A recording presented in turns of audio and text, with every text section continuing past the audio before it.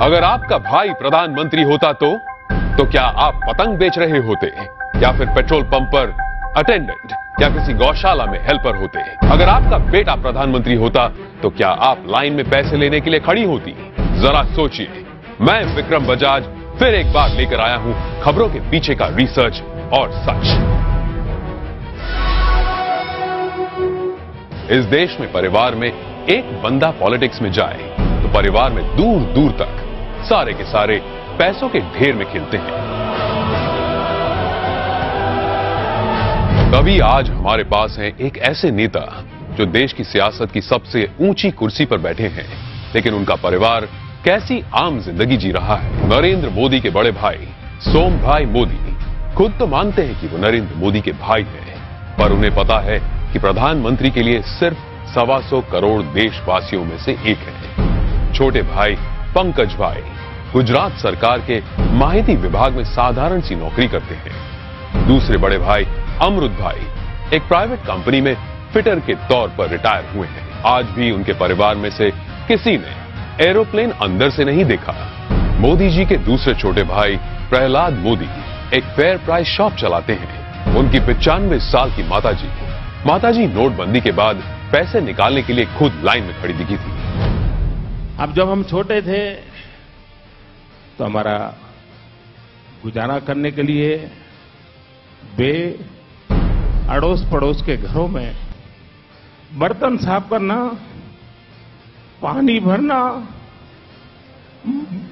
मजदूरी करना। आप कल्पना कर सकते हैं कि एक मां ने कितना कष्ट उठाया होगा। नरेंद्र मोदी के चचेरे भाई अशोक भाई 8 बाय 4 फीट के किराए की दुकान में पतंग पटाखे और नाश्ते बेचते हैं। बड़े चचेरे भाई भरत भाई एक पेट्रोल पंप पर अटेंडेंट हैं और उनकी पत्नी रमीला बहन वडनगर के अपने छोटे से घर में ही खाने का सामान बेचती है।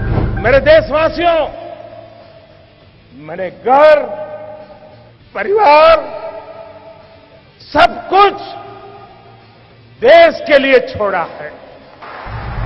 तीसरे चचेरे भाई चंद्रकांत एक गौशाला में बतौर हेल्पर काम करते हैं। चौथे चचेरे भाई अरविंद भाई एक स्क्रैप डीलर हैं, जबकि 5वें चचेरे भाई भोगीलाल ग्रोसरी शॉप चलाते हैं। चाचा कांतीलाल और जयंतीलाल रिटायर्ड टीचर्स हैं। जयंतीलाल की बेटी लीना की शादी एक बस कंडक्टर से हुई है। मतलब कि देश के प्रधानमंत्री का जीजा एक बस कंडक्टर है। अरे हम तो फकीर आदमी हैं, झोला लेके चल पड़ेंगे जी। परिवार को मोदी जी पर बड़ा गर्व महसूस होता है, लेकिन उन्होंने इस बात का कभी गलत इस्तेमाल नहीं किया। अब जरा सोचिए, दूसरी तरफ है यूपी के मुलायम सिंह यादव और अखिलेश यादव परिवार, जो सत्ता की खींचतान में अपने स्टेट, अपने लोग, अपनी जिम्मेदारियां और अपना होश तक भूल चुके हैं।